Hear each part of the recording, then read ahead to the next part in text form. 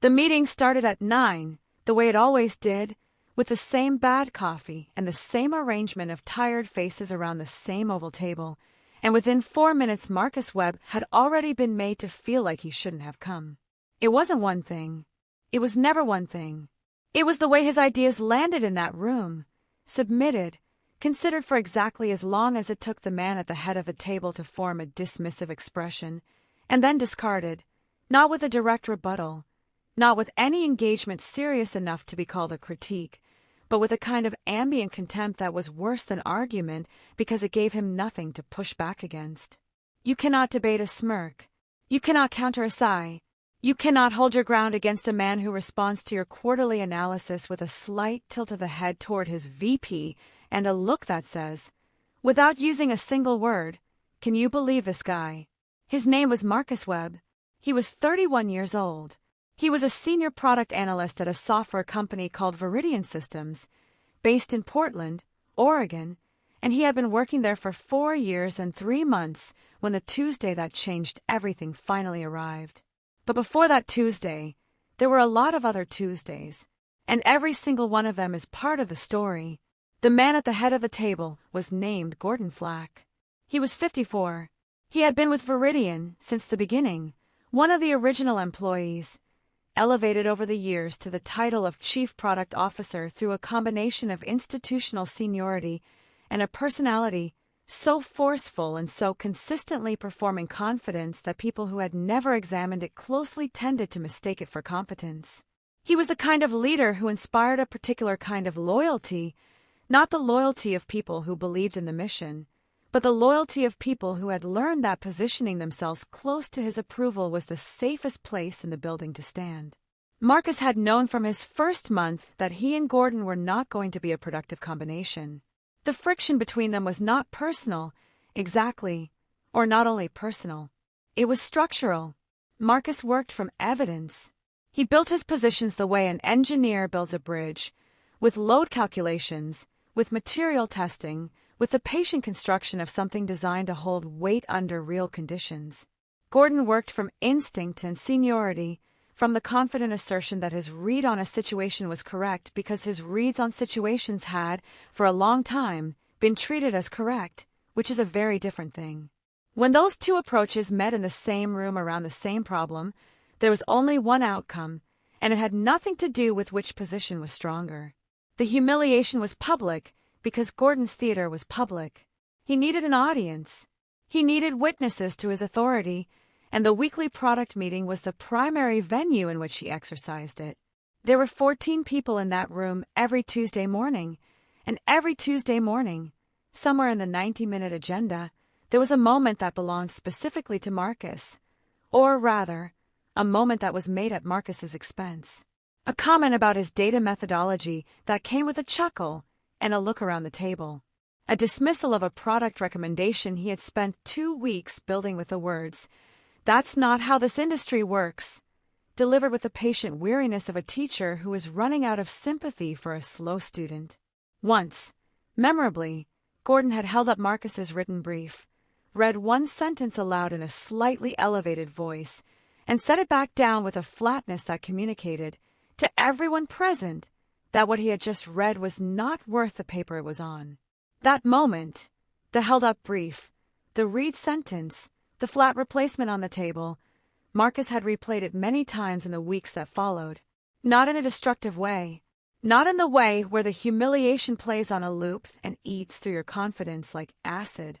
More in the way that you return to something that has clarified a truth you hadn't fully articulated yet. Because what that moment had told him, with a specificity that no amount of polite HR language could have communicated, was exactly where he stood. Not as a colleague whose judgment was valued but inconveniently unaligned. Not as a team member whose development was worth investing in. But as a fixture, a recurring feature of the room whose primary function was to be the thing Gordon Flach demonstrated his authority against. He understood this on a Tuesday in February. He went home that evening, sat at his desk in the second bedroom of his apartment, and opened a document he had not yet given a title. He typed the date at the top. He wrote down exactly what had been said in the meeting, by whom, in what context, and in what tone. He wrote it with the flat, precise language of a man who was choosing accuracy over catharsis. Then he saved the document, closed his laptop, and went to make dinner. He opened the document again the following Wednesday. He added the previous day's meeting. He kept doing this, week after week, building a record that was not yet a strategy and not yet a weapon but was something more fundamental, a refusal to let what was happening to him be absorbed into silence, the way these things are designed to be absorbed. If you don't document it, it didn't happen. If it didn't happen, you have no ground to stand on.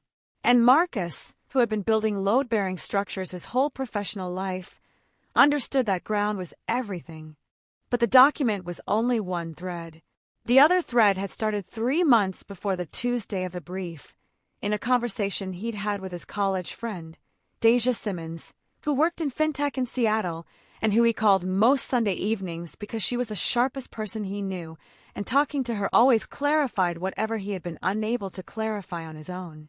He had described the situation at Veridian, not just Gordon, but the larger structural problem, which was that the company was systematically ignoring an entire product direction that Marcus believed, with the cold confidence of someone who had run the numbers 16 different ways, was about to become the most significant growth area in their market segment. Deja had listened to him describe it. Then she had said, "So why are you building it for them?" He had not had an answer. Not yet. But the question had gone somewhere in him that questions from Deja always went, somewhere load-bearing, and it stayed there. He started working on the idea in the hours before work. 5 to 7 a.m. Every morning, at the same desk, with the same coffee, before he went in to sit in the meetings and receive whatever the day's version of Gordon's contempt looked like. The idea was a product, a software tool for a specific type of workflow analysis that the industry needed and had not yet been adequately served by any existing platform.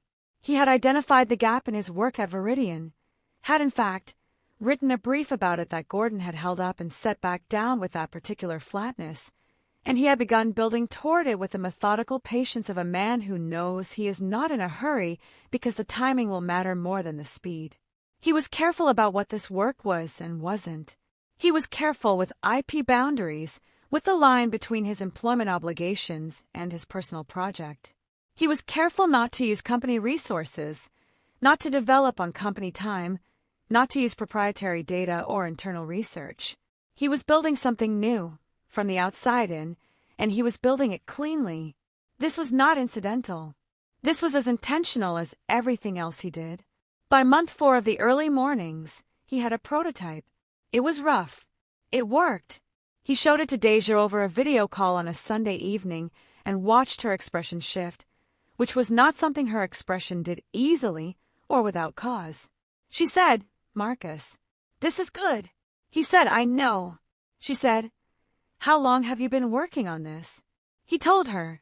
There was a pause, and then she said, "You've been sitting in those meetings this whole time." He said, "I've been saving my resignation letter for the right moment." She laughed. It was the right kind of laugh, not at the absurdity of it, but at the precision of it, at the specific quality of patience required to do what he was describing. She knew him well enough to know that he was not being dramatic. He was being structural. He was building the thing that would make the exit complete, and he was not leaving until it was ready. Gordon Flach escalated in month 6, not because anything had changed in his relationship with Marcus, but because the quarterly review cycle had arrived, and with it the institutional requirement to perform a certain amount of managerial accountability, which Gordon had always interpreted as an opportunity to consolidate his position by identifying what was not working and attaching it to a name. That name, that quarter, was Marcus's. The review meeting was private, at least in setting.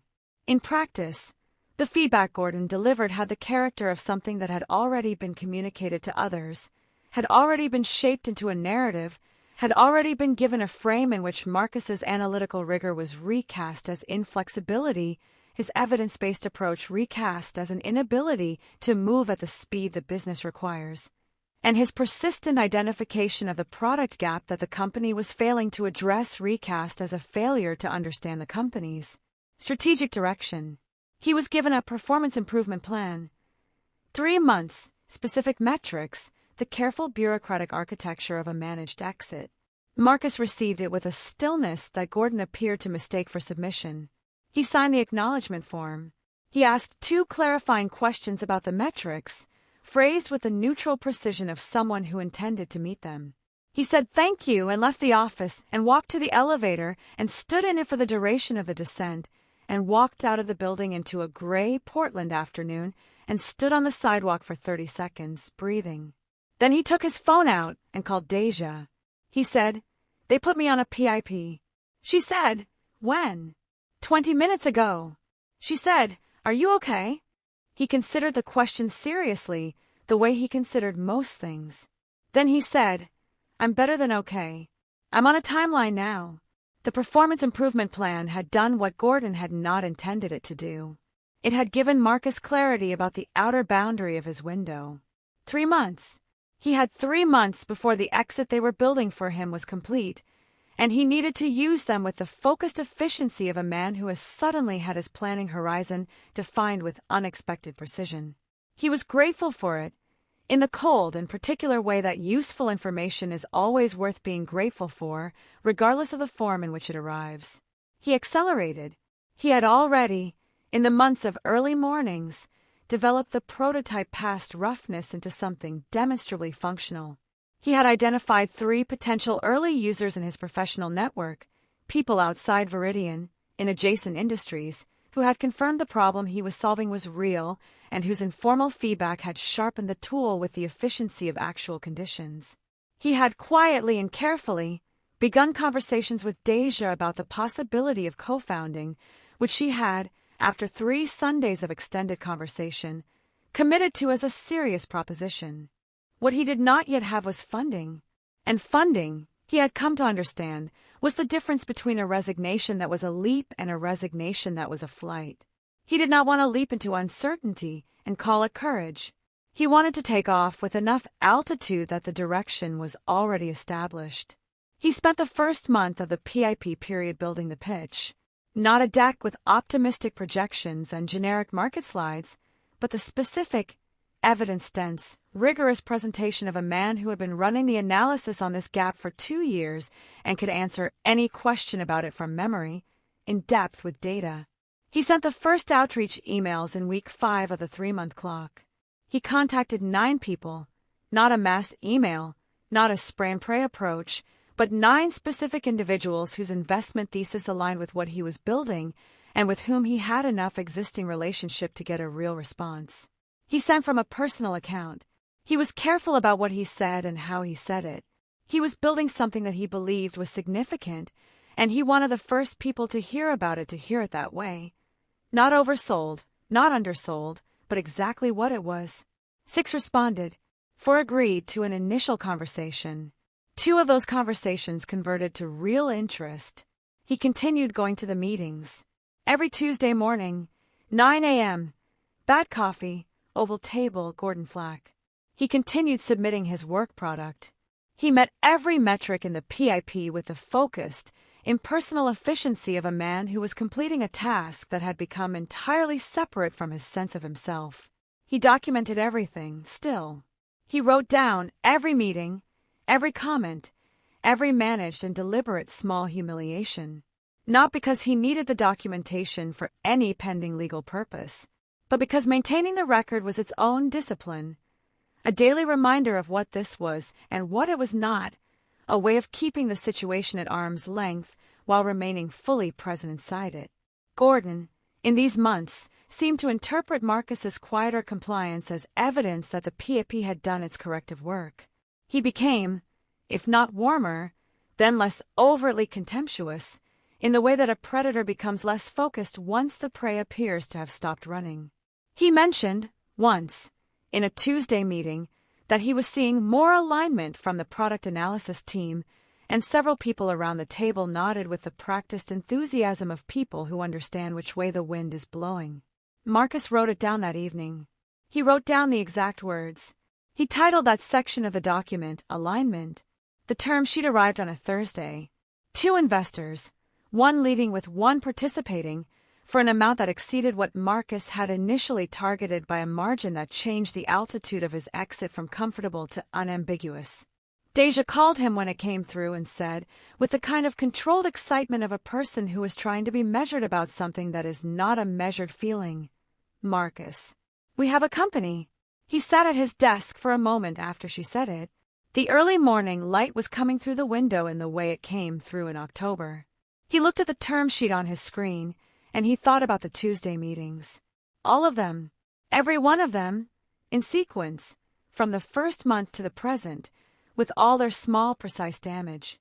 And he felt, not triumph exactly, but a kind of structural satisfaction, the feeling of a bridge, finally, holding the load it was designed for. He spent the next 2 weeks finishing everything he needed to finish. He prepared the formal resignation letter, which he had been composing in his head, in various forms, for the better part of a year. He prepared the legal and logistical details of his departure with the guidance of an employment attorney who reviewed both his documentation and his employment agreement with the same methodical care that Marcus applied to everything. He scheduled a meeting with HR. He blocked time on his calendar with a title that said internal. He told no one at Viridian anything. The Tuesday that everything changed started like every other Tuesday. 9 a.m. Bad coffee. Oval table. Gordon Flach at the head of it, already arranging his expressions for the meeting's various purposes. Marcus arrived on time. He sat in his usual seat. He had his usual notebook. He looked like himself.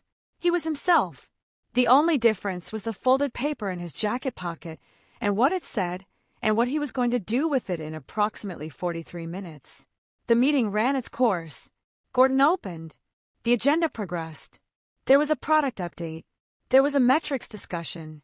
There was a moment, right on schedule, approximately 60 minutes in, when Gordon responded to a point Marcus raised with a tone and a look that had exactly the shape of every previous version of that look, the particular patient exasperation of a man who cannot understand why this person is still saying things in his meeting.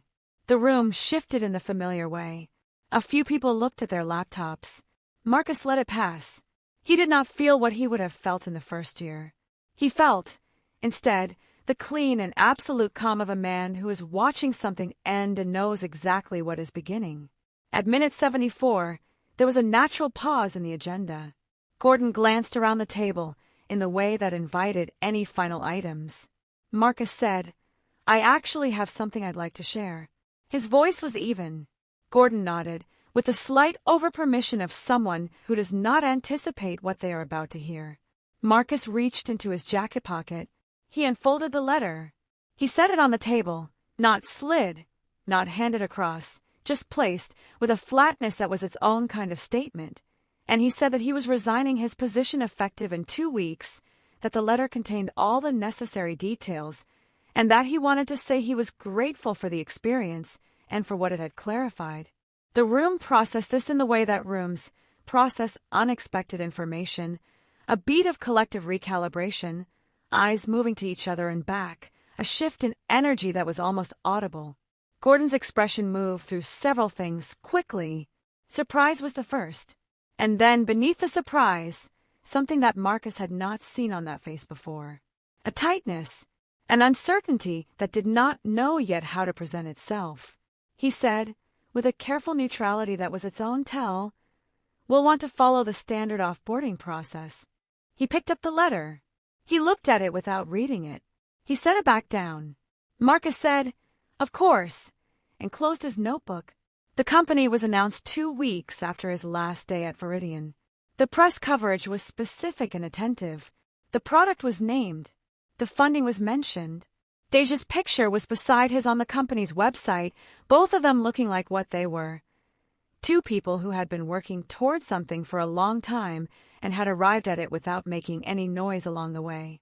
The early users were named. The problem the tool solved was described with the clarity of something that had been refined through 2 years of exact analysis and real condition feedback. Industry coverage noted, without any guidance from Marcus, that the gap the product addressed was one that had been visible in the market for several years. One profile mentioned that he had previously worked at Viridian Systems. It mentioned it the way you mention a place someone passed through on the way to somewhere else. Colleagues from the Tuesday meetings reached out, several of them with genuine warmth. A few with the particular warmth of people who are repositioning themselves relative to new information.